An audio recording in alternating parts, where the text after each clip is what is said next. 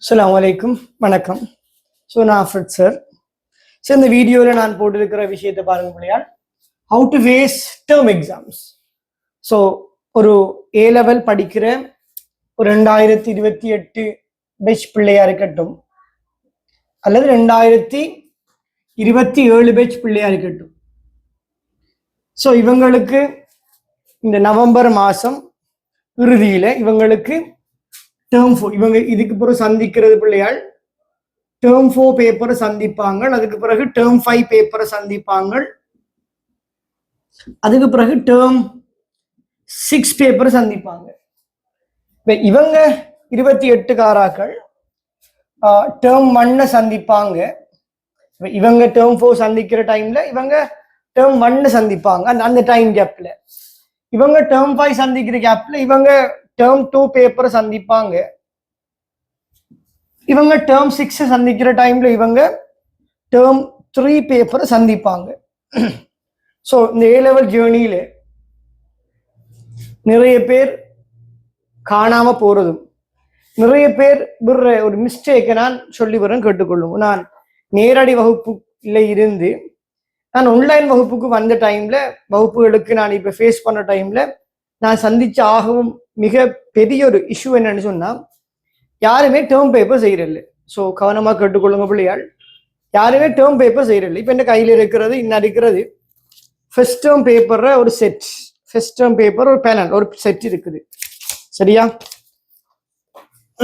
இன்னும் கையில இருக்கிறது பாருங்க, 5ஆம் தவணை பரீட்சை செட் இருக்குது. இன்னும் கையில இருக்கிறது 6ஆம் தவணை பரீட்சை செட் இருக்குது. இன்னும் கையில இருக்கிறது ஒரு 3rd டேர்ம் பேப்பர் ஒரு தொகுப்பு இருக்குது. ஸோ 4th டேர்ம் அதே மாதிரி 2nd டேர்ம் பேப்பர் இருக்குது. ஸோ இதுல ஏ லெவல்ல நான் இப்போக்கி சொல்லணேன், இந்த 2027ஆம் ஆண்டுக்கு இந்த 4ஆம் தவணை எப்ப நடக்கும்னா, நார்மலா நவம்பர் இறுதியில், நவம்பர் மாசம் நவம்பர் எண்டில் நடக்கும். 2026 அந்த எக்ஸாம் நடக்கும். அப்ப இவங்களோட 1ஆம் தவணை பரீட்சை எப்ப நடக்கும்டா, இதுவும் டிசம்பர் காலப்பகுதியில் நடக்கும். டிசம்பர் நவம்பர் காலப்பகுதி நடக்கும். நவம்பர் எண்டில் நடக்கும். நவம்பர் எண்டில், நவம்பர் அல்லது டிசம்பர்ல நடக்கும். ஸோ இவங்களோட 5ஆம் தவணை பரீட்சை 27 வச்சுது. 5ஆம் தவணை பரீட்சை நடக்கிற காலம் என்னன்னு சொன்னால் 2027 மார்ச் மாசம் நடக்கும். மார்ச் மாதம் நடக்கும் அந்த கால பகுதிகளில். இவங்களோட 6ஆம் தவணை நடக்கிற 2027 ஒரு ஜூலை மாசம் நடக்கும். ஒரு ஜூலை மாசம் ஆரம்பத்தில் நடக்கும். ஜூன் கடைசி ஜூலை ஆரம்பத்தில் நடக்கும். இவங்களோட 2nd டேர்ம் இது 2026 நடந்துடும். இவங்களோட 2nd டேர்ம் நடக்கிற எப்பன்னு சொன்ன பிள்ளையாள், இவங்களோட 2nd டேர்ம் நடக்கிறது 3ஆம் மாசம் 2026 2027ஆம் வருஷம் ஒரு மார்ச்ல இது நடக்கும். இவங்களோட 3rd டேர்ம் நடக்கிற இடம் என்னன்னு சொன்ன பிள்ளையா, 2027ஆம் வருஷம் இந்த 8ஆம் மாசம் நடந்த மாதிரி, இந்த 10ஆம் மாசம் நடந்த மாதிரி அதுக்கு முன்னே நடக்கும். ஒரு ஆகஸ்ட்ல நடக்குமா, ஒரு ஆகஸ்ட்ல நடந்து கொள்ளும். ஆகஸ்ட்ல நடக்கும். இவங்ககிட்ட 3rd டேர்ம் ஆகஸ்ட்ல நடக்கும். அதுக்கு பிறகு 4th டேர்ம் நவம்பர்ல நடக்கும். ஸோ கவனமா விளங்கிடுங்க, உங்களோட ஏ லெவல்குரிய காலம் இப்படித்தான் இருக்கு. இங்க 28 பேட்ச் ஆயிருந்து அவங்களோட டேர்ம் எக்ஸாம் நடக்கிற பகுதிகள் என்ன இருக்குது. இந்த டேர்ம் எக்ஸாம் நல்லமா கூடாதான்னு 2 பக்க நியாயம் இருக்குது. சில இடங்கள் என்ன சொல்றேன்னு சொன்னா, இந்த சில இடங்கள்ல பிள்ளைகள் டேர்ம் எக்ஸாம் செய்யறதில்ல. அதுக்கான காரணம் கேட்டா சொல்லுவாங்க, நாங்க நார்மலா தமிழ் மொழி மூலத்துல ஃபேஸ் பண்ற பிரதானமான பேப்பர் என்னன்னா FWC பேப்பர். நாங்க பொதுவா ஃபேஸ் பண்றது FWC பேப்பர் தான் ஃபேஸ் பண்றது, தமிழ் மொழி மூலத்துக்கு அதான் பேப்பர். ஸோ அதுல அந்த பேப்பர் நல்ல மில்லன்னு ஒரு பெரிய ஒரு கூட்டம் இருக்குது, நல்ல மண் ஒரு சிறிய கூட்டம் இருக்குது. நல்ல மில்லன்னு சொல்ற பெரிய கூட்டம் சொல்லுது சிலபஸ் கவர் பண்றது, சிலபஸுக்கு ஏற்ற மாதிரி பேப்பர் எடுக்கிறது, கேள்விகள் சிலபஸுக்கு வெட்டியால வருகுது, டைப்பிங் மிஸ்டேக் வருகுது, அல்லது கேள்விகள் ஆன்சர் பிழை, நாங்க படிச்சோண்டு வார உண்டு. அது ஃபைனல் பேப்பருக்கு ஈக்குவல் இல்லாத பேப்பர் இருக்குது. ஸோ இந்த பிள்ளைகள்னு சொல்ற எல்லாரும் சேர்ந்து என்ன செய்யலாமண்டா ஒரு பேப்பர் எடுக்கலாம். அதுவும் செய்யல. பிள்ளைகண்டு சொல்லி கமெண்ட் பண்ணிட்டு இருக்கிற பிள்ளைகளையும் எக்ஸாம் எழுத விடுறதில்லை. ஸோ முதலாம் தவணைங்கிறது என்னன்னு சொன்னா அந்த தவணைக்குள்ள குறிப்பிட்ட பாடங்களை முடிக்கணும். முதலாம் தவணையில அலகு 1 முடிக்கணும். முதலாம் அலகு முடிக்கணும். அலகு 2 முடிக்கணும். அலகு 3 முடிக்கணும். இந்த 3 சப்ஜெக்டை முடிக்கணும். இந்த 3ஐயும் முடிச்சோம்டா எங்களுக்கு இந்த ஃபைனல் பேப்பர்ல இந்த முதலாம் தவணையில 25 எம்சிக்கு வரும். 25 எம்சிக்கு கேள்விகள் வரும். 4 ஸ்ட்ரக்சர் கேள்விகள் வரும். 3ல 2 எஸ்ஏ கேள்வி செய்யக்கூடியதா இருக்கும். ஸோ முதலாம் தவணையில இதுவரைக்கும் ஏ லெவலுக்கு வந்து நீங்க காணாத புள்ளிகளை பெறலாம்.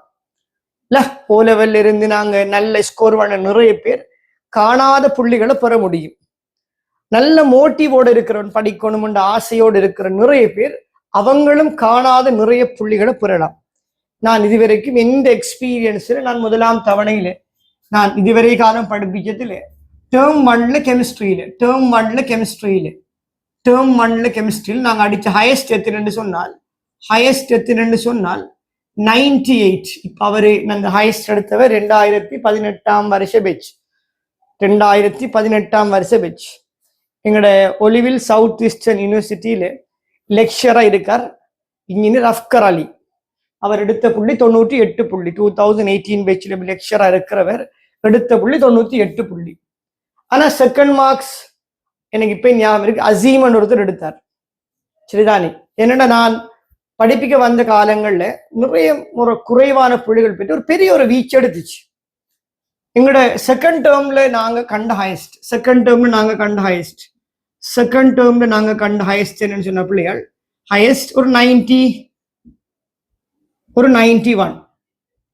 இது எடுத்தது எங்களோட மாணவர் தான். ஸோ அக்கீல் ஒரு போய் எடுத்தது 91. இப்போ நான் கண்ட ஹையஸ்ட் சொல்ல மொத்தமா ஓவராலா ஹையஸ்ட் இருக்குது. ஒரு பக்கம் இருக்கட்டும். எங்களோட தேர்ட் டேர்மை பொறுத்த வரைக்கும் டேர்ம் 3ல ஹையஸ்ட் மார்க்ஸ் எத்தனைன்னு சொன்னா 98.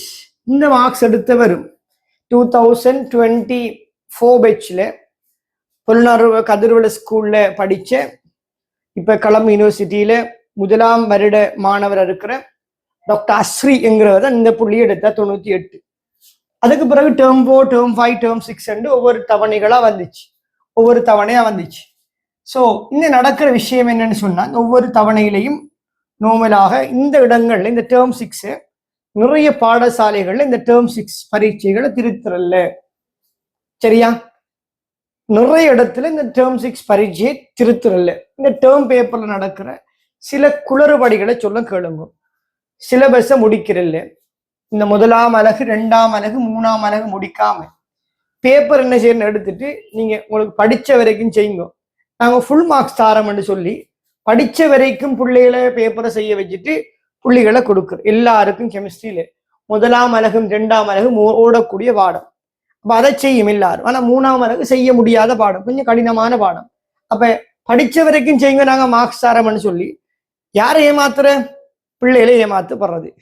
அவ பிள்ளைகளை ஏமாத்தி போட்டு பிள்ளைகளுக்கு அந்த அதுக்குரிய மார்க்ஸ் கொடுத்தா பிள்ளைகள் நல்ல புள்ளிகள் எடுக்கும். பிள்ளைகள் நினைக்கும் நாங்க நல்ல புள்ளிகளை பெறமனு விளங்கும். ஆனா உண்மையா ஒரு ஃபோர்ஜரி.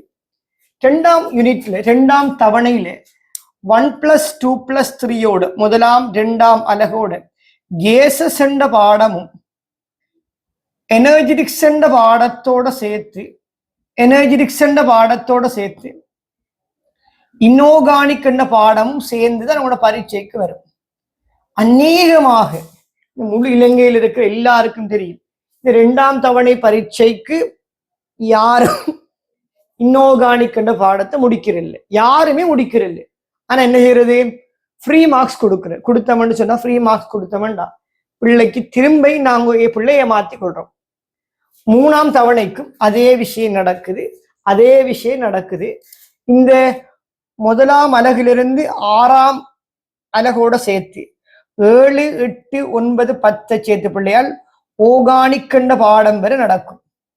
இதுலயும் என்ன நடக்கும்டா பாடம் முழுசா படிப்பிக்கிறல்ல, சிலபஸை முடிக்கிறல்ல, ஃப்ரீ மார்க்ஸை கொடுக்குற, 7 மாணவருக்கும் செய்யுங்கிற வேறொரு கேள்வியை கொடுத்து இதை செய்யுங்க காணும்னு சொல்றேன். ஸோ தவணை பரீட்சையில் நடக்கிற முறைகேடுகளை நான் சொல்லி தந்துட்டேன். 4ஆம் தவணை பரீட்சை 2027ஆம் ஆண்டு பேட்ச் நவம்பர் மாசம் உறுதியில ஃபேஸ் பண்ண போற பரீட்சை தான் 4ஆம் தவணை பரீட்சை. இந்த 4ஆம் தவணை பரீட்சைக்கு அவங்களே சொல்றாங்களாம், FWC வெளிக்கழகம் சொல்லுது எங்களோட சிலபஸ் இப்படித்தான் இருக்கு 4ஆம் தவணைக்கான. அவங்க government syllabus, NIE syllabus government சொல்லுதும்.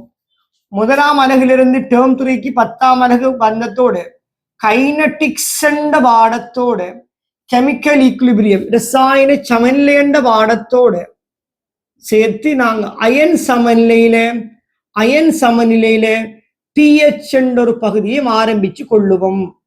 இவ்வளவு வரை நீங்க படிச்சே இருக்கணும். KSP இல்லை, தாங்கற் கரைசல் இல்லாம அதுக்கு முன்னால இருக்கிற அவ்வளவு துண்டை நீங்க படிச்சிருக்கணும்.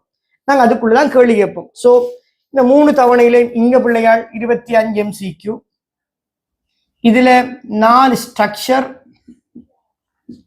3ல 2 essay செய்யணும். இங்கேயும் அப்படித்தான் 25 MCQ, 4 ஸ்ட்ரக்சர், 3ல 2 essay செய்யணும். இந்த எல்லா தவணைகளும் 28 வச்சிர டேர்ம் 1 இருக்கட்டும், டேர்ம் 2 இருக்கட்டும், டேர்ம் 3 இருக்கட்டும், ஒரு நாள்ல நடக்கும். 1 சிட்டிங்ல எக்ஸாம் எழுதணும். அதுவும் 3 மணித்தியால பேப்பரா இருக்கும். 3 மணித்தியால பேப்பரா இருக்கும். ஸோ 100 புள்ளிகள் எடுக்கணும். ஸோ நீங்க A-level தொடங்கி இவ்வளவு கால பகுதிகளிலையும் படிச்ச விஷயத்த 3 மணித்தியாலத்துக்குள்ள எழுதணும். A-level தொடங்கி இவ்வளவு காலம் படிச்சத 3 மணித்தியாலம் எழுதணும். 4ஆம் தவணைக்கு வந்த வேண்டாம். அதுதான் A-levelல முதலாவது ஃபைனல் பேப்பருக்கு ஈக்குவலான பேப்பர். A-levelல நீங்க சந்திக்கிற பேப்பருக்கு சமனான பேப்பர். அதுல பிள்ளையால் 50 MCQ கேள்விகள் இருக்கும். அதோட சேர்த்து 4 ஸ்ட்ரக்சர் கேள்விகள் இருக்கும். அதோட 6ல 4 essay கேள்விகள் செய்யணும். இது 2 நாட்களும் நடக்கும். அது 5 மணித்தியாலம் நடக்கும். 2 ஹவர் MCQ பேப்பரும் 3 ஹவர் essay ஸ்ட்ரக்சர் பேப்பரும் இருக்கும். இது ஃபைனலுக்கு ஈக்குவலான பேப்பர். டேர்ம் 5 பொறுத்த வரைக்கும் 27 மார்ச் அடுத்த வருடம் மார்ச் மாசம் நடக்கிற பேப்பர்ல 12ஆம் அலகு வரைக்கும் முழுமையாக 12ஆம் அலகு, 1ஆம் அலகிலிருந்து 12ஆம் அலகு சமநிலையில் இருக்கிற 3 பகுதிகள், அயன் சமநிலை, அவத்தை சமநிலை, ரசாயன சமநிலையோட சேர்த்து 13ஆம் அலகில் இருக்கிற மின் இரசாயனம் வரை முழுசா அவங்களோட பரீட்சைக்கு கேட்கப்படும். மின் இரசாயனம் வரை முழுசா அவங்களோட பரீட்சைக்கு கேட்கப்படும். 6ஆம் அலகில ஃபுல் சிலபஸும் கவர் பண்ணப்படும். ஸோ இந்த 4ஆம் தவணை, 5ஆம் தவணை, 6ஆம் பரீட்சை தவணைகள் எல்லாம் இந்த முழு சிலபஸும் கவர் பண்ணப்படும். நான் உங்களுக்கு கேட்கிற கேள்வி, நீங்க எல்லாரும் படிச்ச பிள்ளைகள், எல்லாரும் திறமையானவர்கள். இந்த நவம்பர் இறுதிக்குள்ள, இந்த நவம்பர் மாச இறுதிக்குள்ள உங்களால் இந்த கைனடிக்ஸ் என்ற பாடத்தையும் இரசாயன சமநிலை என்ற பாடத்தையும் அயன் சமநிலை என்ற பாடத்தையும் முடிச்சு கொள்ள இயலுமான்னு யோசித்துக் கொள்ளுங்க. இல்லை, சரி. இந்த மார்ச் மாசத்துக்கு இடையில அயன் சமநிலை, அவத்தை சமநிலை, ரசாயன சமநிலையோடு சேர்த்து மின் இரசாயனம் என்ற பாடத்தையும் சேர்த்து முடிச்சு கொள்ளலாமான்னு பாருங்க. இல்லைன்ற கேள்வி இருக்குதா? ஜூலை மாசத்துக்கு இடையில ஃபுல் சிலபஸையும் உங்களால கவர் பண்ண இயலுமான்னு பாருங்க. இல்லைன்ற கேள்விக்கு விட இருக்குதா? ஒரு நிமிடம் யோசிச்சு பாருங்க பிள்ளையாள். 1ஆம் 2ஆம் அலகு, இந்த 2 அலகுகளும் ஃபைனல் பேப்பர்ல 1ஆம் 2ஆம் அலகு, இந்த 1ஆம் 2ஆம் அலகு ஃபைனல் பேப்பர்ல ஒட்டுமொத்தமாக 12 புள்ளிகள், 12 மார்க்ஸ். இந்த 12 மார்க்ஸுக்காக நாங்க நிறைய பேர் 10 மாசம் படிக்கும், 10 மாதங்கள் படிக்கும். சரியா? 3ஆம் அலகு ஃபைனல் பேப்பர்ல 7 மார்க்ஸ். இதுக்காக நாங்க கிட்டத்தட்ட ஒரு 6 மாசம் படிக்கும். சரிதானே? இதை கழிச்சு போட்டு நான் சொன்ன மாதிரி அலகு 12, அலகு 11, அலகு 11, அலகு 13 இவ்வளவுத்தையும் சேர்த்தமெண்டா சொல்றது பிள்ளையால் பிசிக்கல் கெமிஸ்ட்ரி என்று சொல்றது. இதை சொல்றது பிசிக்கல் கெமிஸ்ட்ரி என்று சொல்றது. இது மொத்த கெமிஸ்ட்ரியிலையும் கிட்டத்தட்ட 40 மார்க்ஸ் தரும். கிட்டத்தட்ட 40 மார்க்ஸ் தரப்போகுது. இத்தனை மார்க்ஸ் தரும்? 40 மார்க்ஸ் தரும். இந்த 40 மார்க்ஸ் எடுக்க வேண்டிய பாடத்தை ஒரு 7 மாசத்துக்குள்ள முடிக்கலாமண்டா. அப்ப என்ன நடக்குது? முக்கியமான பாடங்களுக்கு கொடுக்க வேண்டிய டைம் மிக குறைவா இருக்குது. 40 மார்க்ஸ் 7 மாசத்துக்குள்ள படிக்கலாம்ங்கிறது உங்களுக்கு தான் லோடா இருக்கு. சரிதானே? அப்ப அதுக்குரிய வழிகள் என்ன பிள்ளையாள்? சிலபஸை வேகமாக முடிக்க பாருங்க. இந்த டைமுக்கு இடையில சிலபஸை முடிக்க பாருங்க. இதனாலதான் இவங்க என்ன செய்யறேன்னு சொன்னா பிள்ளையாள், சிலபஸை முடிக்காமத்தான் இவங்க என்ன செய்யறேன்டா டேர்ம் பேப்பர் செய்ய வேணாம்னு சொல்றது. டேர்ம் பேப்பர் செய்ய வேணாம். டேர்ம் பேப்பர் நார்மலா நீங்க உங்களுக்கு தெரியாது, குறை கூட சொல்லுவாங்க டேர்ம் பேப்பர்ல வார பேப்பர் ஸ்டாண்டர்ட் இல்லைன்னு சொல்லுவாங்க. நீங்க சிலபஸை முடிச்சு கொடுங்களேன், அதுக்கு பிறகு பிள்ளைகள் ஸ்டாண்டர்டா இல்லையான்னு பார்க்கட்டுமே. ஸோ தவணை பரீட்சைக்கு இடையில உங்களோட எப்படி நீங்க சிலபஸ் முடிக்கலாம்னு பார்த்து கொள்ளுங்க. அப்படி முடிச்சிங்கன்னா நான் சொன்ன மாதிரி உங்களாலே நான் பேர் சொல்லித்தான் சொன்னேன். 98 எடுத்தவர் இப்ப சவுத் ஈஸ்டர்ன் யூனிவர்சிட்டியில இன்ஜினியர் இருக்கிற இன்ஜினியர் அஃப்கர் அலியா இருக்கார். 91ல 27ல என்கிட்ட படிச்ச அக்கீலண்ட போய் 98 எடுத்து இப்ப கலாம் யூனிவர்சிட்டியில 24 பேட்ச்ல எக்ஸாம் எழுதி எடுபட்ட டாக்டர் அஸ்ரீ இருக்கார்.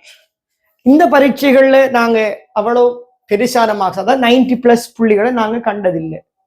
70+, 75+ எடுத்தவங்க நிறைய பேர் இருக்காங்க. இதுல 75+ இருக்கிறாங்க நிறைய பேர். ஆனா நான் சொன்ன மாதிரி 90+ எடுத்து யாரும் இல்லை. 90+ எடுத்து யாரும் எனக்கு தெரியாது.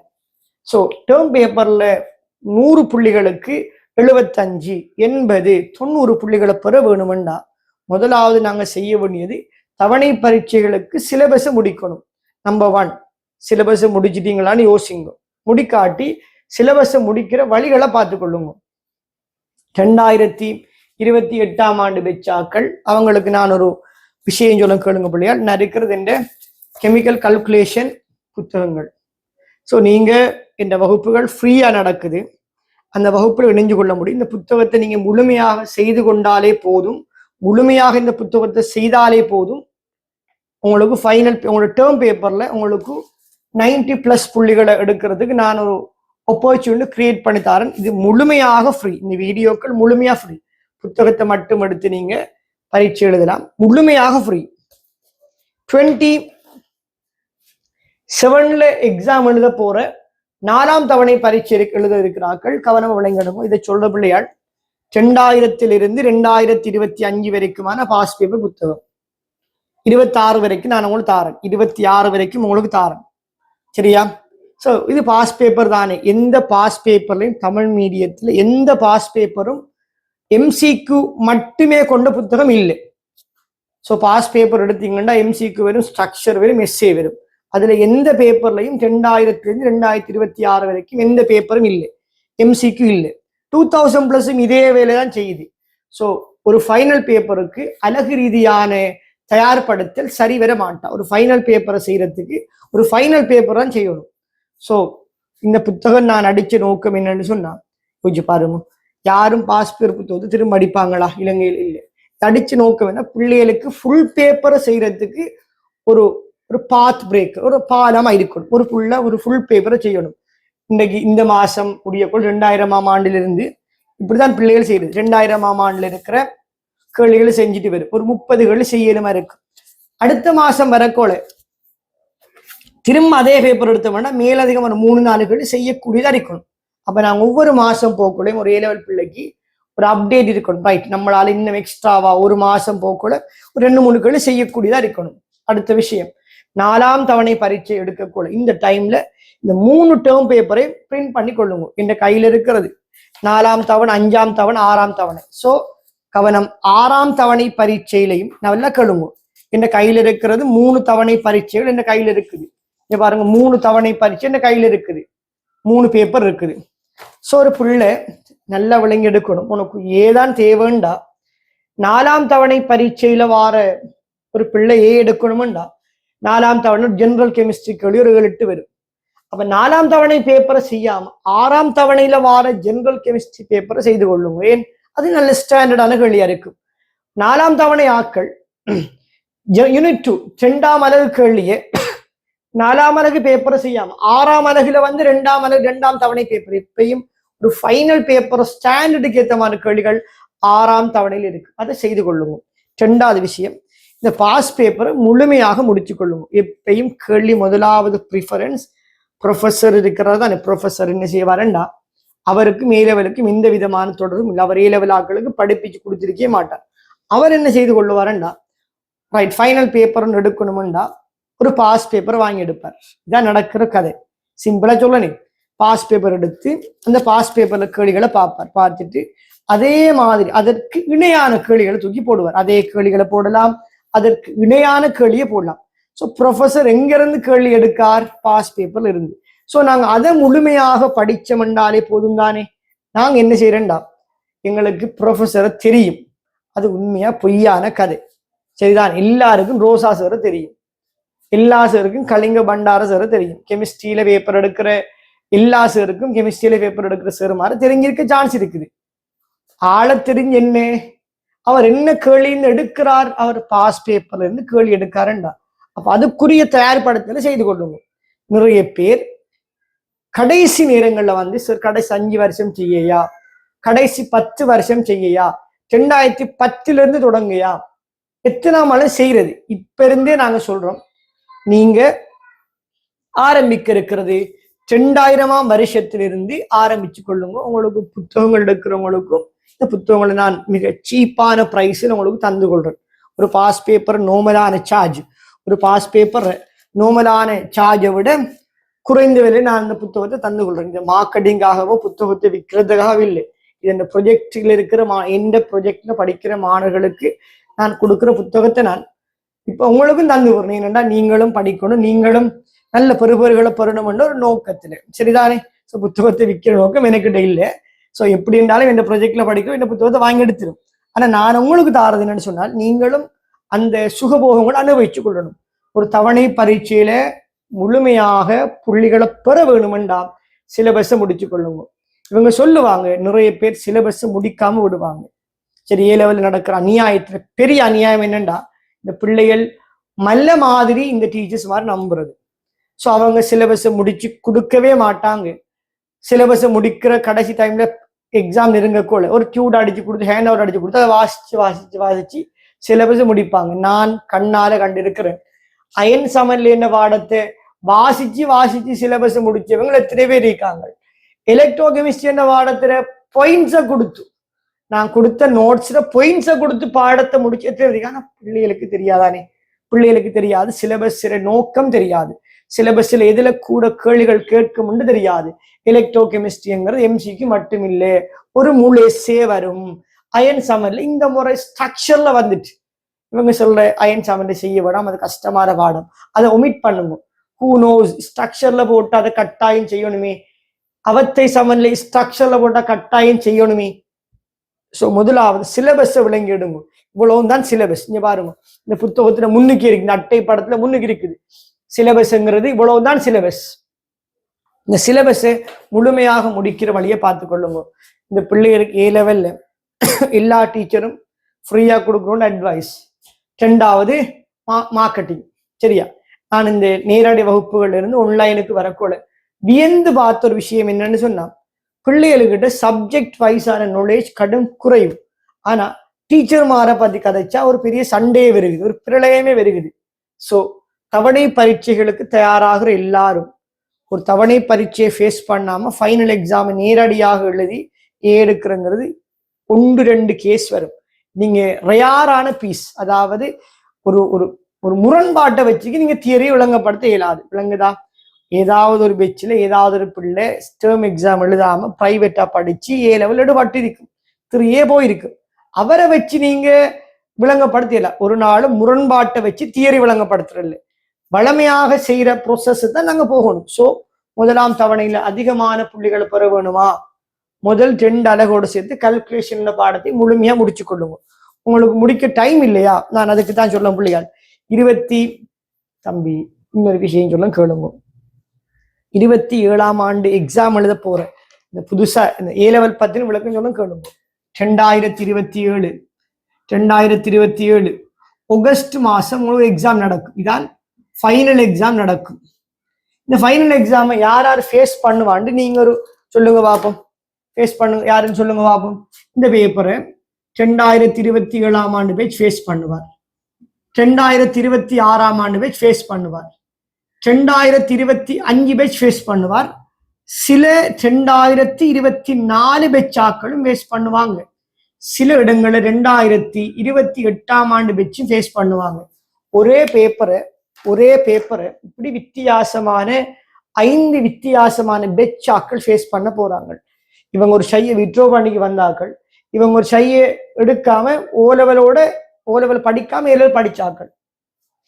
ஒரே பேப்பரை எல்லாரும் ஃபேஸ் பண்ண போறாங்க.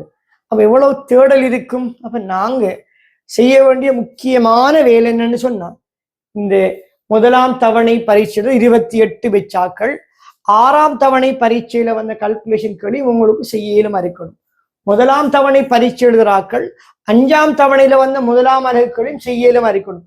ஸோ உங்களோட கெட்டித்தனத்தை லிமிட் பண்ணி வைக்காம, முதலாம் தவணை ஃபர்ஸ்ட் இயர் படிக்கிற பிள்ளைகள் எல்லாருக்கிட்டையும் ஃபர்ஸ்ட் டேர்ம் பேப்பர் தான் இருக்கும், செகண்ட் டேர்ம் பேப்பர் இருக்க மாட்டாது, தேர்ட் டேர்ம் பேப்பர் இல்லை, ஃபோர்த் டேர்ம் ஃபிஃப்த் டேர்ம். அப்ப டேர்முக்கு முந்தின கிழமை தான் அதை பிரிண்ட் எடுக்கிறேன். ஸோ நான் ஒரு ஆசிரியர், என் வீட்டில் இங்க பாருங்களேன், எல்லா தவணை பரீட்சைகள்ல பேப்பரும் என் கையில் இருக்குது. அதோட சேர்த்து இது நான் பத்திரமுல்லைக்கு நானா போயிட்டு, மகரகாமிக்கு நானா போயிட்டு வேண்டிக்காத புத்தகம் இருக்குது. ஸோ யோசிச்சுக்கொள்ளுங்க, இது எந்த புத்தகம் இல்லை, இது இந்த மாணவர் ஒரு ஆள புத்தகம் தான் இது. ஸோ இந்த புத்தகத்தை நான் இந்த மேலதிகமான ரீடிங்க்கு வச்சிருக்கிறேன். சரியா? அப்ப யோசிச்சு கொள்ளுங்க, மொரட்டு பேப்பர் தேவையா, மொரட்டு பேப்பர் அடிச்சு வச்சிருக்கு. ஏனென்றா ஒரு பிள்ளை எதுல கேள்வி கேட்கும் நீங்கள் தெரியணுமே. பிள்ளைகள் நிறைய பேப்பர்ல கேள்வி கேட்கலாம், ராயல் காலேஜ் பேப்பரை செய்யலாம். ஸோ நாங்க சந்திக்கிற ஒரு ப்ரொஜெக்ட்ல, நான் போற ஒரு ப்ரொஜெக்ட்ல என்ன செய்யறாங்கண்டா, நல்லா கேட்டுக்கொள்ளுங்க, பிள்ளைகள் எப்படி பயிற்றுவிக்கிறாங்கண்டா, நாங்க போற ப்ரொஜெக்ட்ல நாங்க படிப்பிக்கிற டீச்சர்ஸ்மார் ஒரு பேப்பரை செட் பண்ணணும். மீன் பிள்ளைகள் படிச்சதுக்குள்ள 100% தெளிவா இருக்குதான்னு பார்க்கணும். அப்ப படிச்ச யூனிட்டுக்குள்ள நாங்க தான் அந்த பேப்பர் எடுக்கணும். செகண்ட், நார்மலா FWC பேப்பரை செய்ய வைக்கிறாங்க. தேர்ட், ஒரு ப்ரொவின்சியலுக்கு ஒரு பேப்பர் நடக்கும், ஒவ்வொரு ப்ரொவின்சியலும் ஒரு பேப்பர், அதை செய்ய வைக்கிறாங்க. அதுக்கு பிறகு ராயல் காலேஜில் ஒவ்வொரு தவணையும் பேப்பர் நடக்கும். பொதுவாக என்கிட்ட படிக்கிற நிறைய பிள்ளை ராயல் காலேஜ்ல DSA இருக்கிறாங்க. அவங்க மூலமாக ஒரு பேப்பர் எடுத்து திரை சொல்லாங்க.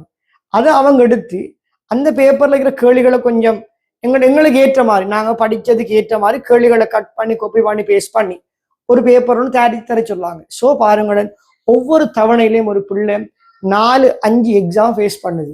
அதனால பிள்ளைகளுக்கு ஒரு சிறப்பு தேர்ச்சி வருது. பரீட்சைகள் இல்லாமல் அல்லது பரீட்சையை ஃபேஸ் பண்ணாம நேரடியாக ஃபைனலுக்கு போனீங்கன்னா கெட்டித்தனம் இருக்குது, டைம் மேனேஜ்மெண்ட் இல்லை. கெட்டித்தனம் இருக்குது, டைம் மேனேஜ்மெண்ட் இல்லை. நல்லா விளங்கி எடுங்க பிள்ளையால். அபகஸ் ப்ரோக்ராம் இருக்குது. ஸோ பொதுவாக அது உங்களுக்கு ஒரு விசித்திரமான ப்ரோக்ராம் இருக்கு. அபகஸுக்கு போற பிள்ளை நல்லா மெட் செய்யும். ஸோ அது என்ன, டைம் மேனேஜ்மெண்ட்டை கூட்டுறது, கூட்டல் கழித்தல் பெருக்கல்களை கூட்டுறது.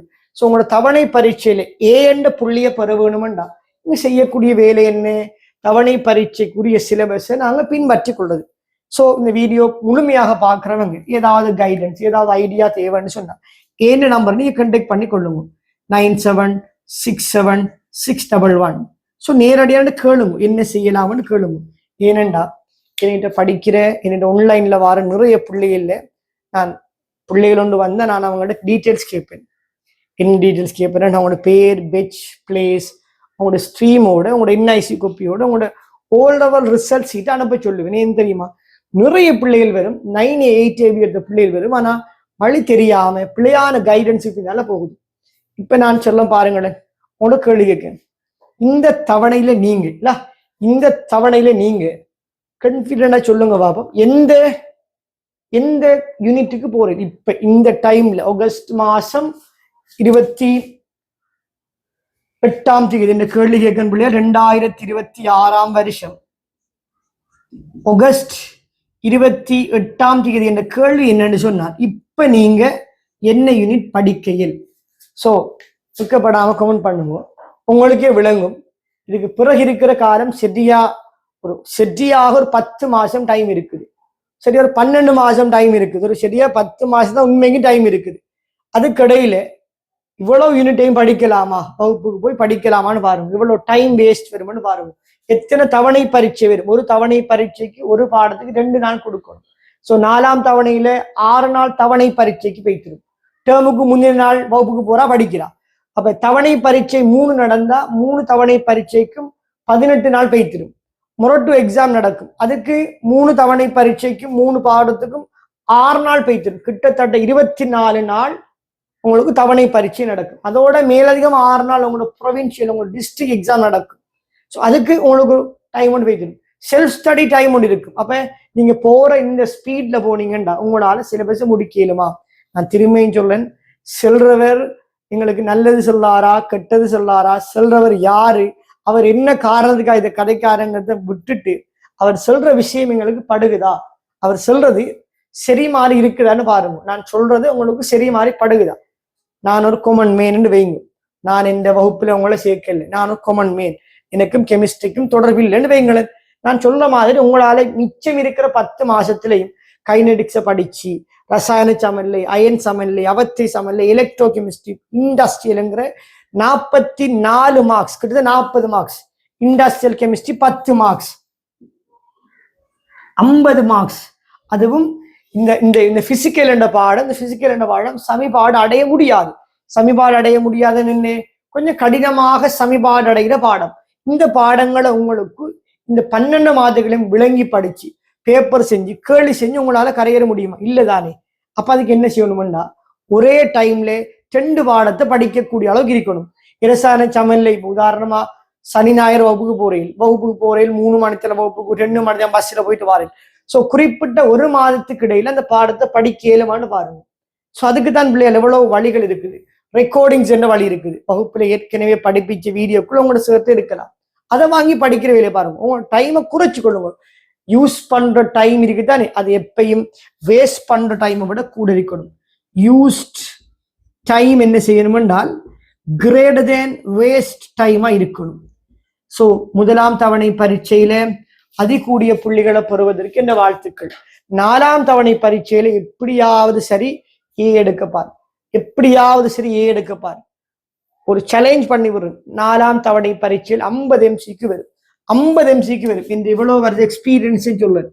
4ஆம் தவணை பரீட்சை தான் நிறைய பேர் லைஃபை பெரட்டி போடுறது, நிறைய பேர் ஸ்ட்ரீம் மாற வைக்குது, நிறைய பேர் செகண்ட் சாய்க்கு தூண்டுறது, நிறைய பேர் ஏ லெவலில் வெறுக்க வைக்கிற ஒரே இடம் 4ஆம் தவணை பரீட்சை. ஏன் தெரியுமா? 50 கேள்வியையும் தரப்பட்ட 2 மணித்தியாலத்துக்குள்ளேயும் செய்ய மாட்டாங்க. ஏனென்றா கேள்வி கணக்கு டைம் கொஞ்சம், டைம் மேனேஜ்மெண்ட் இல்லை. எஸ்ஏ ஸ்ட்ரக்சர் பேப்பரை முழுமையாக செய்யலாம வைத்திரும். சிலபஸ் பிடிக்கல, தெரிஞ்சகளின் டஃபா இருக்கும். அதுக்கு பிறகு நாங்க சொல்ல காரணம் என்ன? எஃப்டபிள்யூசி பேப்பர் தரம் குறையும். ஸோ திரும்பியும் சொல்ல, ஒரு பேப்பரை தரம் குறைவுன்னு நீங்க யாரும் சொல்ல வேணாம். ஸோ பரீட்சை எடுக்கிறாக்கள் தரம் குறைஞ்ச பேப்பர் எடுக்கிறது. நான் போன வருஷம் பார்த்தேன், எஃப்டபிள்யூ பேப்பரை தரம் குறைவு, பேப்பர் ஸ்டாண்டர்ட் இல்லை, டைம் மேனேஜ்மெண்ட் தெரியாதுன்னு சொல்லி நிறைய பேர் கமெண்ட் பண்ணினாங்க. கமெண்ட் பண்ண எல்லாருக்கும் நான் ஒரே வசனம் சொன்னேன், ஒத்த வார்த்தை சொன்னேன். என்ன தெரியுமா? உங்களோட டீச்சர்ஸ் மட்டும் கேட்டு பாருங்க என்ன சொன்னேன். அவங்கள்ட்ட சொன்னேன், ஒரு பேப்பரை கம்ப்ளைண்ட் பண்ற நீங்க எல்லாரும் சேர்ந்து ஒரு பேப்பர் எடுக்கிறாங்க, உங்களுக்கு அதுக்கு மேலாது அந்த நடத்துற பேப்பரை கமெண்ட் பண்ணி பிள்ளைகளை செய்ய வைக்க மேலாது. ஸோ பிள்ளைகிட்ட செல்லணும். எஃப்டாலஜி பேப்பர் ஸ்டாண்டர்டான பேப்பர் செஞ்சு பாப்போம் வாங்கடா. மொரட்டோ பேப்பர் ஸ்டாண்டர்டான பேப்பர் செஞ்சு பாப்போம் வாங்கடா. ஒரு ராயல் காலேஜ் பேப்பர் எடுப்போம். அந்த பிள்ளைகளும் உங்களை மாதிரி பிள்ளைகள், ராயல் காலேஜ் பிள்ளைகளும் அந்த பிள்ளைகள் ஃபேஸ் பண்ற கேள்வி நாங்க செஞ்சு பார்ப்போம். எடுங்கடா பேப்பர் செஞ்சு பார்ப்போம். பிள்ளைகள் அதுக்கு பூஸ்ட் பண்ணணும். அந்த பேப்பர் கூட மொரட்டோ ஸ்டாண்டர்ட் இல்லை, பேப்பர் கஷ்டம், டைம் இல்லைன்னு அந்த பேப்பரையும் பிள்ளைகள் செஞ்சு எடுத்தான் இருக்குது. எஃப்டபிள்யூசி பேப்பரையும் இங்க பாருங்க, நான் சொன்ன எந்த பேப்பர்லையும் நாங்க எக்ஸ்ட்ரா மார்க்ஸ் கூட்டல. எந்த பேப்பர் நாங்க எந்த விதமான மேலதிக மார்க்ஸும் கூட்டல. படிக்காததுக்கு மார்க்ஸை கூட்டுற, ஃப்ரீ மார்க்ஸ் போடுற, ஓலான்ஸை போடுற, அப்படி ஒன்றுமே செய்யாம நான் சொல்றது பிள்ளைகள் எழுதினத்துக்கு திருத்தின புள்ளிகளை சொல்றேன். ஸோ பேப்பரை குறை கூற வேணாம். ஸோ தவணை பரீட்சை செய்யறதுக்கு கடைசியா சொல்றேன், ஃபுல் பாஸ் பேப்பரை இப்பையிலேருந்து செய்து கொள்ளுங்க. எம்சிக்கு எடுத்தீங்களா ஒரு நாளைக்கு ஒரு பேப்பர் எடுங்க, 1 hour டைம் கொடுங்க. ஒரு பேப்பர் நீங்க படிச்சதுக்குள்ள செய்யறதுக்கு 1 hour காணும். நீங்க படிச்சது வரைக்கும் ஒரு மணித்தியாலம் காணும். ஸோ இதுல கிட்டத்தட்ட 26 வருஷ பேப்பர் இருக்கு. ஒரு நாளைக்கு ஒரு மணித்தியாலம் ஒரு பேப்பரை செஞ்சா பிசிக்ஸ் பயோ ஒரு 3 மணித்தியாலங்கள் பேப்பர் செய்யறதுக்கு மட்டுமே டைமை கொடுங்க. கொடுத்தீங்கன்னா போதும். அடுத்த மாசம் திரும்ப வாங்க, 2000 ஆண்டு திரும்ப எடுங்க, திரும்ப செய்யுங்க, திரும்ப செய்யுங்க, திரும்ப செய்யுங்க, திரும்ப செய்யுங்க. பேப்பரை எவ்வளவு நேரம், எவ்வளவு பேப்பர், எத்தனை தடவைகள் நீங்க கேள்வி செய்யறீங்களோ அத்தனை தடவைகள் உங்களுக்கு மார்க்ஸ் அனுபவம் வரும், எக்ஸ்பீரியன்ஸ் வரும். அதே கேள்வி திரும்ப வந்தா டைம் குறைவாக போகும். ஸோ கவனமாக விடுங்களுக்கு பிள்ளையார். நீங்க தவணை பரீட்சையில் ஆகக்கூட புள்ளிகள் பெறணும். என் நோக்கம் அது மட்டும்தான். ரெண்டாவது, எங்களோட சிங்கள மொழி மூலமான பிள்ளைகளை தாக்கு பிடிக்கிற எங்களுக்கு திறமை வளரணும். யோசிச்சு பாடுறா, இலங்கையில நான் படிப்பிக்கிற மாத்தர டிஸ்ட்ரிக்ட்ல மெயினா நான் இருக்கிற மாத்தர டிஸ்ட்ரிக்ட், ஹம்மாந்தோட்ட டிஸ்ட்ரிக்ட் தான் எனக்கு என்ன டிஸ்ட்ரிக்ட், ஹம்மாந்தோட்ட மாத்தர டிஸ்ட்ரிக்ட் தான் நான். அதே மாதிரி களுத்துறை டிஸ்ட்ரிக்ட், இந்த 3 டிஸ்ட்ரிக்ட்லையும் நான் பொதுவா எந்த ப்ரொஜெக்ட் நடக்கிற அதோட சேர்த்து ஒன்றாகல டிஸ்ட்ரிக்ட். இந்த ஒவ்வொரு ப்ரொஜெக்ட்லையும் ஒன்றாகல பதில். நான் இருக்கிற சதர்ன் சைட்ல நான் ஒவ்வொரு வருஷம் ஃபேஸ் பண்ற ஒரு கஷ்டமான நிலைமை என்னென்ன பிள்ளையாள், இந்த அம்மாந்தோட டிஸ்ட்ரிக்ட்ல எடுபடுற பிள்ளைகள 2 பிள்ளைகள் தான் எங்க முஸ்லீம் தமிழ் பேசுற பிள்ளைகள். இந்த களத்தூர் டிஸ்ட்ரிக்ட்ல இருக்கிற போன வருஷம் 25 பேட்ச்ல 2 பிள்ளை தான் தமிழ் மொழி மூலமா பரீட்சை எழுதி மெடிசின் போன பிள்ளைகள். இந்த மாத்தர டிஸ்ட்ரிக்ட்ல ஆக 2 பேர், ஒன்றாக 3 பேர் தான் எடுபடுறாங்க. 70 சொச்சம் கணக்குல மாத்தர 70 சொச்சம் கணக்குல 90 சொச்சம் கணக்குல 2 பேர் தான் தமிழ் பேசுற ஆக்கள் போறாங்க. களுத்துறையில 80 சொச்சம் 90 சொச்சம் கணக்குல 2 பேர் தான் தமிழ் பேசுறவங்க போறாங்க. அம்மாந்தோட்டையில 60 சொச்சம் 40 சொச்சம் கணக்குல 2 பேர் போறாங்கண்டா எங்களை விட பெரிய ஒரு போட்டி சிங்களம் இங்க இருக்குது. ஏன் எங்களால் அதுக்கு போக இயலாது? ஸோ நாங்க என்ன செய்யறோம்னா சண்டை பிடிச்சிக்கிறோம். எங்களுக்குள்ள ஈகோ பார்த்துட்டு இருக்கு. எங்களோட பிள்ளைகளுக்குள்ள என்ன நினைச்சேன்னா, யார்கிட்ட படிக்கிறேன், எங்களை பிரச்சனை போயிட்டு இருக்கு. நாங்க யோசிப்போம், எங்களை தாண்டி ஒரு போட்டி சூழல் இருக்குது, எங்களை தாண்டி ஒரு உலகம் இருக்கு. நம்பி மொத்தம் 70 பேர் போற இடத்து 2 பேர் தான் தமிழ் மொழி மூலம் பரீட்சை எழுதுறவங்க எடுபடுறது. 68 பேர் சிங்கள மொழி மூலம். நாங்க 2 பேரும் சண்டை பிடிச்சிருக்கோம். இந்த 2 பேர் எடுபடுற இடத்து சண்டை பிடிச்சிருக்கோம் எங்க தமிழ் மீடியம் ஆக்கள். ஸோ நாங்க யோசிக்கணும், அவங்க என்ன செய்யறாங்கன்னு யோசிக்கணும். சிம்பிளா பாருங்க, ஒரு அமில டசானாக்கன்ற ஆசிரியர், ஒரு சிங்கள மொழி மூலமான ஆசிரியர், அவன் இங்கிலீஷ் மீடியத்துலேயும் பேப்பர் அடிச்சு, தமிழ்லையும் பேப்பர் அடிச்சு, சிங்களத்தையும் பேப்பர் அடிச்சு கொடுக்காருண்டா என்ன காரணம்? எங்களுக்கு வளம் இல்லை, எங்களுக்கு ரிசோர்ஸ் இல்லை, எங்களோட சண்டை பிடிக்கிறது. ஸோ நாங்கள் அதை யோசிச்சாலே போதுமே, எங்களோட போட்டி சூழல் எவ்வாறு அமைச்சு கொள்ள பார்ப்போமே. ஸோ சிங்கள மீடியத்தோட போட்டி போட போறோம். எந்த டிஸ்ட்ரிக்டா இருந்தாலும் பரவாயில்லை, நாங்கள் போட்டி போட போறது சிங்கள மீடியத்தோட. அவங்களோட ரிசோர்ஸ் கூட, அவங்களுக்கு ஈக்குவலா நாங்கள் ரிசல்ட்ஸ் எடுக்கணுமெண்டா, அவங்களுக்கு ஈக்குவலா நம்ம சட் ஸ்கோர் எடுக்கணுமெண்டா நாங்கள் நிறைய பேப்பர் செய்யணும். நாங்கள் குறை கூறி தவணை பரீட்சையை நாங்கள் ஒமிட் பண்ணிக்கு போய் டிரெக்டா ஃபைனலுக்கு போய் நாங்கள் விழாமே ஃபைனலுக்கு ஏற்ற மாதிரி நாங்கள் தயாராகிக்கொள்ளும். இப்பயே நீங்க சொல்லுங்க, வீடியோ பார்க்குற எல்லாரும் சொல்லிக் கொள்ளுங்க, இப்ப நீங்க என்ன பாடம் படிச்சுக்கிறீங்க, உங்களால கரையேற முடியுமா? வழிகளை கேளுங்க பிள்ளைகள். வழிகளை சொல்லத்தான் ஆசிரியர்கள் இருக்கிறோம், சரிதானே? ஆசிரியர்கள் இருக்கிறோம், வழிகளை சொல்லத்தான் இருக்கிறோம், ஐடியாக்களை சொல்லுவோம். ஸோ உங்களோட நிலைமை அறிஞ்சு கொள்ளும். ஒரு தடை மேலாட்டி ஃபிஷ் சாயில போக இல்லாட்டி செகண்ட் சாய்க்கு போ, செகண்ட் சாய் இல்லாட்டி தேர்ட் சாய்க்கு போ. ஸோ இந்த வகுப்புகள் யாவும் ஃப்ரீயா இலவசமா நடக்குது. கல்குலேஷன் 27 பெட்சுக்கு பேப்பர் கிளாஸ் கல்குலேஷன் நடக்குது. நீங்க 28 ரெண்டாலும் ஜாயின் பண்ணலாம், 27 ஜாயின் பண்ணலாம், 26 25 ஜாயின். கட்டணம் எதுவும் செலவிட தேவையில்லை, வகுப்புகள் இலவசமா செய்து கொள்ளுங்க. ஸோ எங்களுக்கு விளம்பரங்களை வேறு யாரும் செய்து காட்ட மாட்டாங்க, நாங்க தான் எங்களுக்கு விளம்பரம் பண்ணணும். நாங்க இலவசமாக இந்த கல்குலேஷனை முடிச்சு தாரோம், சரியா? கடினமான பாடத்தை முடிச்சு தாரோம். இந்த பாடத்தை முடிச்சா போதும், மற்ற எல்லா பாடமும் உங்களுக்கு ஈஸியா ஓடிவிடும். ஸோ நான் இன்ஷா அல்லாஹ் இன்னொரு வீடியோவில் சந்திக்கேன்.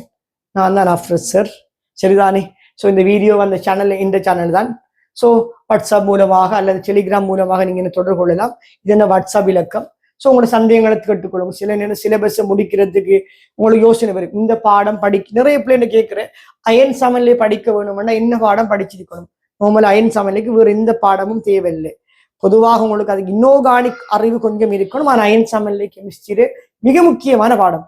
அதை படிச்சாதான் இன்ஆர்கானிக்ல இருக்கிற பண்பறை வகுப்பு வழங்கும், இண்டஸ்ட்ரியல் கெமிஸ்ட்ரி வழங்கும். அதுல இருக்கிற சின்ன சின்ன நுட்பங்கள் எங்களோட மின் இரசாயனத்துல வரும், சரியா? மின் இரசாயனம் என்ற பாடம் 13ஆம் அலகு படிக்கணும்டா கேட்கிற, 13ஆம் அலகு படிக்கணும்னு என்ன பாடம் தேவை? அது நோமலா அயன் சமநிலை ஒரு கொஞ்சம் தேவை, அது இல்லாமலும் படிக்கலாம். இந்த பாடம் வேற எந்த பாடத்தோட சம்பந்தம் இல்லை. எனர்ஜெட்டிக்ஸ் என்ற பாடத்தோட கொஞ்சம் கொஞ்சம் சம்பந்தம் இருக்கு, ஆனா அது இல்லாமலும் படிக்கலாம். வகுப்புல படித்தார சார் இந்த பாடத்தை அங்க விளங்கப்படுத்துவார். அப்ப மின் இரசாயனம் என்ற பாடத்தை மட்டுமாலும் படிச்சுக்கொள்ளும். இந்த பாடத்தை மட்டுமாலும் படிச்சுக்கொள்ளு. ஏன் தெரியுமா? இந்த பாடம் படிச்சா இந்த பாடமும் டி பிளாக்கும் சேர்ந்து ஒரு கேள்விக்கு வாரது. அப்ப ஒரு எஸ்ஏக்களை ரெடி ஆக்கி வைக்கலாம். இது வேறு எந்த அழகோடையும் சம்பந்தம் இல்லாத ஒரு பாடம். சரிதானே? எலக்ட்ரோ கெமிஸ்ட்ரி தனிப்பாடம். அந்த பாடத்தை மட்டும் படிச்சாலே போதும், ஒரு முழு எஸ்ஏ தயாராகலாம். அதே நோமலா ரசாயன சமநிலையோடு சம்பந்தப்படும் அதெல்லாம் சேர் ஒழுங்கான சேர் வகுப்புல படிப்பிக்க கூட என்ன பாடத்தோட கனெக்டான பாடத்தை தெளிவு விளங்கப்படுத்துவார். சரிதானே? Right, all the best. Term பேப்பரை நவம்பர் 2 நடக்கும். நவம்பர் 2 நடக்கும். சிலபஸ் முடிங்கோ, பேப்பர்களை செய்யுங்க, பேப்பர்களை பிரிண்ட் எடுங்க, இன்வெஸ்ட் பண்ணுங்க, பேப்பரை பிரிண்ட் எடுக்க இன்வெஸ்ட் பண்ணுங்க. 2000 3000 செலவழிங்க. டாக்டர் ஆக போற இல்ல, மெடிசின் கிடைக்காம எத்தனை பேர் பெலரஸுக்கு எத்தனையோ லட்சம் காசு கட்டி பல கோடிகளை கட்டி டாக்டர் ஆக போறான் வெளிநாடுகளுக்கு. ஆசைக்காக எத்தனையோ கோடி செலவழிக்க. இன்னும் அதே மாதிரி பிரைவேட் இன்ஸ்டியூட் எவ்வளவு கோடி செலவழிக்க. 4000 ரூபாய்க்கு ஒரு பேப்பர் அடிக்கொண்டாதான் டேர்ம் பேப்பர் மொத்த செட்டுக்கு 4000 ரூபாய். ஸோ உங்களுக்கு மகரகாமைக்கு போய் ஒரு ரிசோர்ஸ் புக்கு வாங்கலாதா? அப்படி கஷ்டம் தானே பிள்ளைகள். ஸோ இன்வெஸ்ட் பண்ணிக்கொள்ளுங்க, படிச்சுக்கொள்ளுங்க. சரிதானே? அஸ்ஸலாமு அலைக்கும்.